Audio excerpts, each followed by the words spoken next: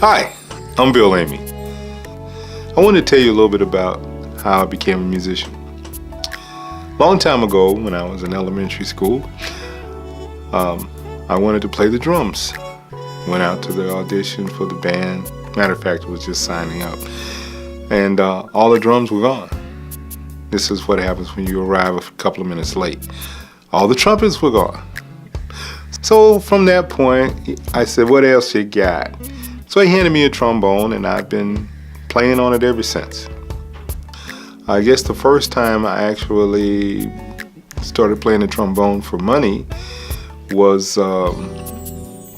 when I was in high school.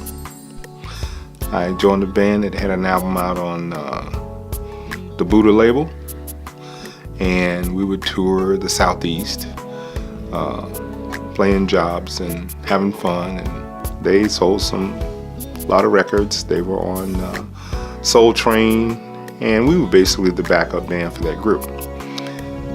What little did I know that I would be in that career for the rest of my life.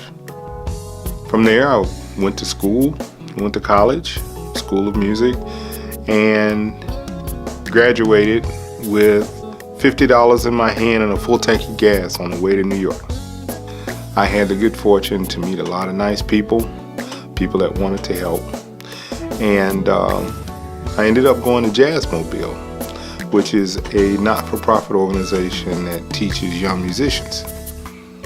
There I met Dr. Billy Taylor, the Heath Brothers, Curtis Fuller, Frank Foster. He got his Grammy, I think, for the Lake Placid Olympics theme that he wrote. Ron Carter, and the list goes on. It was a wealth of information there for young players. So, and we kind of befriended some people. So I had an opportunity to actually do a recording with Curtis Fuller way back when. And I met a fella named Bob Trowers, who's probably one of the best 5 jazz trombonists in the world. And we put a little group together.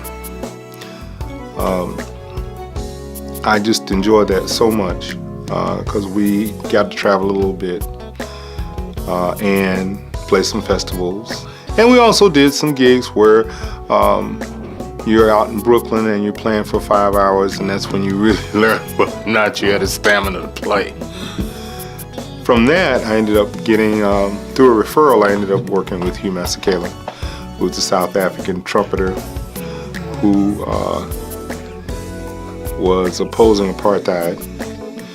And he told me a lot of interesting stories because actually his situation was that he was exiled to this country. He was married to Mary McKeever, I believe. And with him, I had opportunity to travel internationally and get a flavor for what people outside the United States see in their world. That was super. We did TV shows, radio shows, large concerts, festivals. It was wonderful. But it was most interesting being around the top shelf of the entertainment business, knowing how those networks intertwine.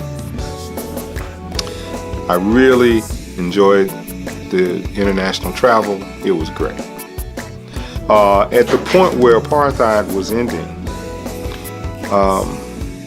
Hugh moved back to South Africa and eventually became a part of the cabinet in the government for Nelson Mandela. I stayed here in the U.S.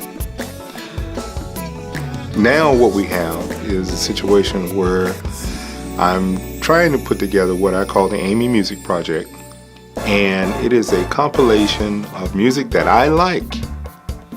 Hopefully you'll like it too. I play the trombone, I sing, and I play the piano.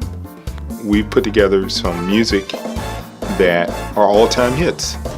In fact, the producer on this project is a world-renowned producer with Gold Records to his credit, and I'm quite proud of the project. The whole point is we have to have fun.